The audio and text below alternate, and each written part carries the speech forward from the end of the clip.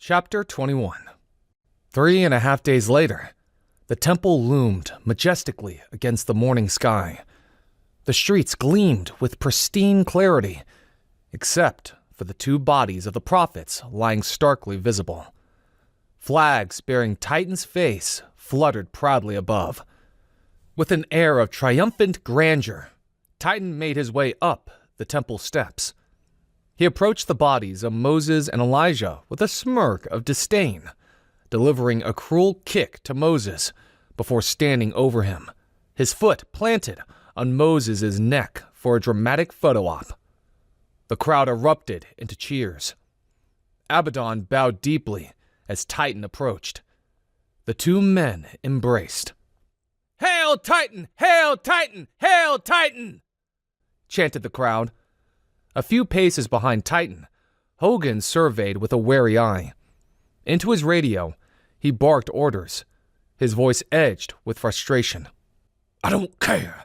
Titan demands 10 groups of 7,000 for each parade to honor the 10 kings. Just make it happen!" His voice was sharp and urgent. He held the radio close so Titan didn't overhear his troubles. It was his job to make sure everything went smoothly, and he didn't want to bother Titan with any of it. "Have they found Major Bates yet?" He paused. "That's not possible. Interrogate those who had him. Double Abigail's guards and keep searching." Across Jerusalem, 10 parades of 7,000 marched in disciplined formation, each with a different colored uniform, and each parade waving flags proudly displaying Titan's face in the center of the 10K UN flag. The streets were alive with celebration, flowers showering from every direction as people cheered. Titan stood on the top step of the temple entrance. The crowds, fists in the air, chanted, "Hail Titan! Hail Titan! Hail Titan!" Titan boldly addressed the people. "Enlightened ones, my friends, I promise to lead us toward peace, prosperity, and happiness. My people deserve no less. Today marks!" Suddenly, from the shadows of the temple entrance, Josh emerged, wild-eyed and disheveled, wielding an ancient Jewish dagger. He lunged at Titan and landed on the stunned self-proclaimed deity, driving the blade deep into Titan's neck. Blood sprayed from the wound as Titan collapsed. He twitched several times before his body lay lifeless on the ground. His eyes open and were black. The militia surged forward, tackling Josh with brutal force and dragging him away as he laughed hysterically. Doctors had immediately surged to the front of the crowd, up to Titan. They all turned to Abaddon, their faces filled with despair, shaking their heads. Titan's wound was too grave. He was pale and lifeless. He was already gone. Abaddon, unwilling to accept it, pushed the doctors aside.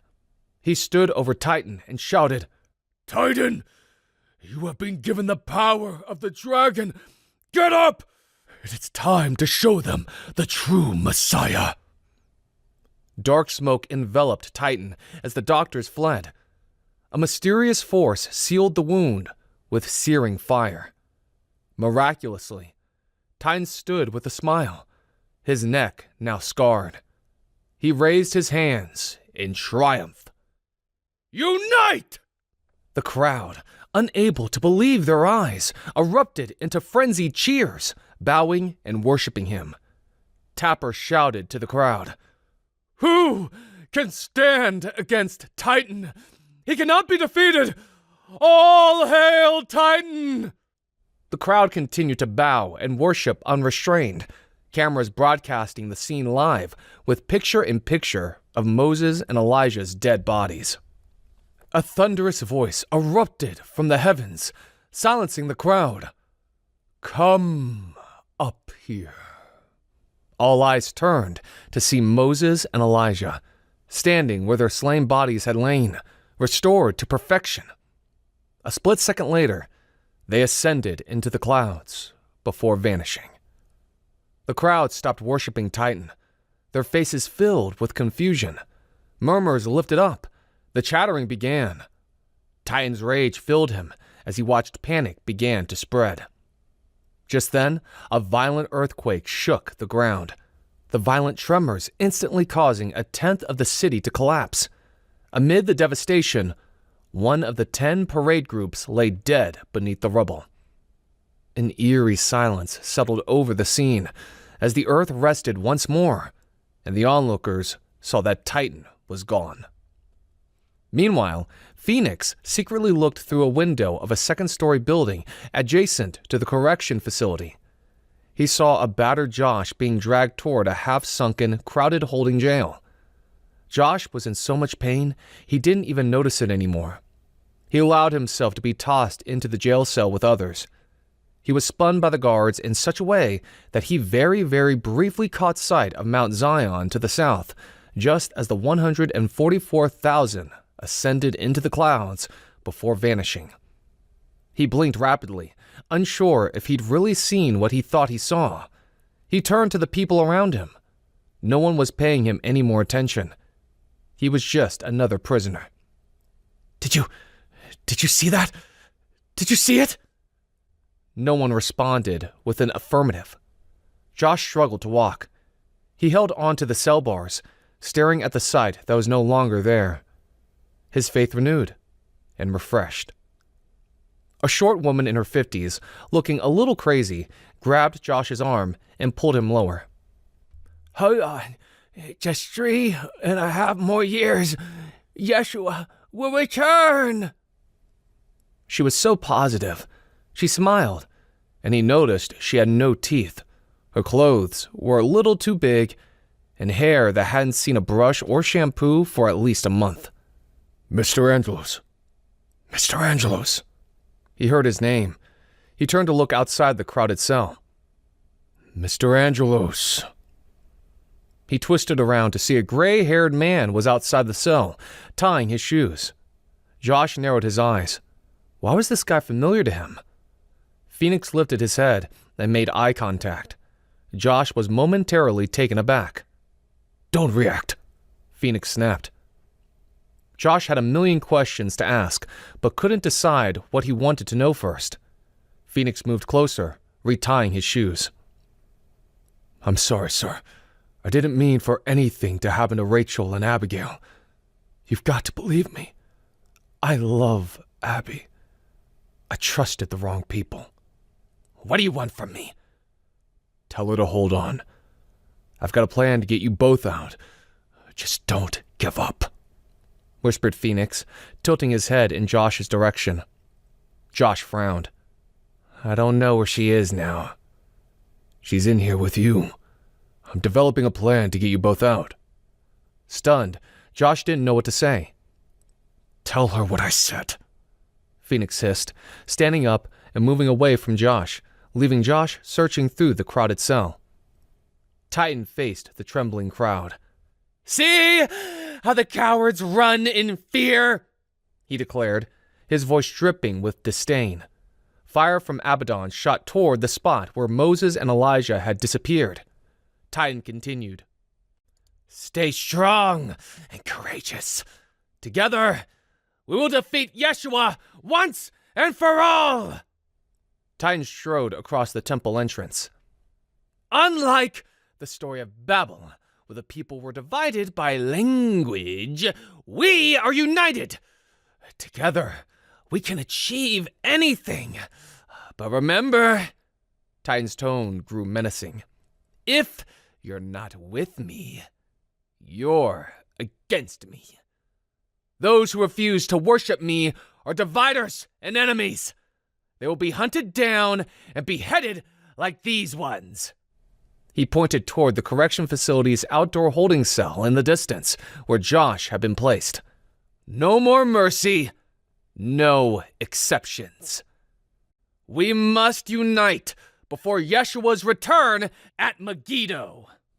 Abaddon raised his arms, and lightning streaked across the sky in a dramatic display. He thrust his hands downward with finality. The temple doors creaked open, revealing a colossal statue rising from the ground amidst swirling dark mist. The statue, though motionless, breathed with a malevolent presence and said, "The mark is clear, on your right hand or forehead. His image, his name, or his number. 666. Fireworks erupted in a brilliant display of light conducted by Abaddon's hands, but this was interrupted by a streak of fire arching through the sky, followed by a booming, resonant voice that echoed with divine authority.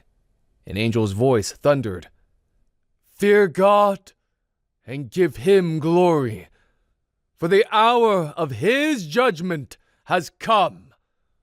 Worship him who made heaven, the earth, the sea, and the fresh water." The sky roared with thunder, punctuating the angel's declaration, and another streak of fire followed. "Babylon is fallen, that great city, because she made all nations drink of the wine of the wrath of her fornication," declared the second angel, his voice a thunderous warning. The heavens crackled with another resounding thunderclap as a third angel's voice sliced through the air. "If any man worships the beast and his image and receives his mark, the same shall drink of the wine of the wrath of God, which is poured out without mixture into the cup of his indignation," the third angel proclaimed. A sonic boom echoed as the angel's voice continued. "They will be tormented with fire and brimstone in the presence of the holy angels and the Lamb. The smoke of their torment rises forever and ever. There is no rest day or night for those who worship the beast and his image and receive his mark." A solemn beat followed before the angel's voice softened with a note of divine promise. "Here is the patience of the saints, those who keep God's commandments, and the faith of Jesus." Abaddon stood at the entrance of the temple, firing streams of flames toward the angels. He addressed the crowd, saying, "Good. The entire world has heard their feeble threats. Now, worship Titan, who is dead and is now alive. Give your life to him by taking his mark. The choice is yours."